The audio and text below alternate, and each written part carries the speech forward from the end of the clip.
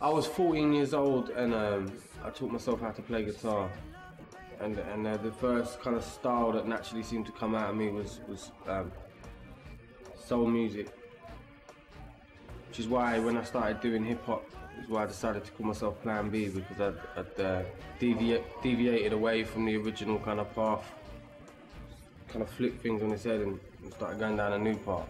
Turn the page, 6 years later, now I'm 14 years of age. Life's a day, so's my brain, smoking too much purple haze. I see music as a vehicle to tell my stories, and my first album is only represents what I chose to show the world, what I was capable of, because at that time it felt relevant.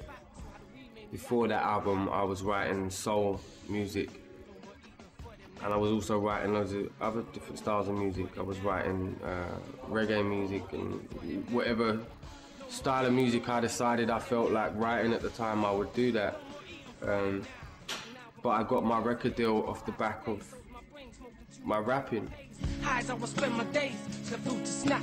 Cause though I'm holding it down at school on the street, I'm still getting jacked.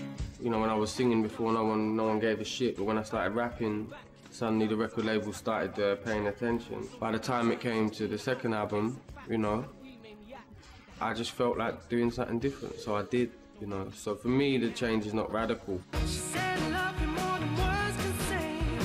She said I love you, baby. All songs, all art is positive because it's an expression of how you feel, therefore it's therapy and you're getting it out of yourself. By writing a song, you feel like you're doing something about a situation that you can't do anything about, because at least if that song gets out there and it gets played on the radio, then you're shedding light on a subject that most people would like to ignore.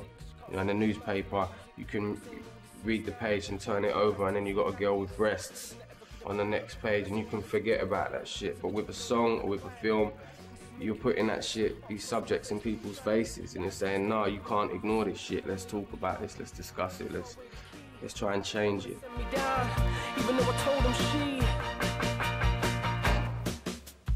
And when you know the power of music and what it can do, that's pretty inspiring in itself, you know.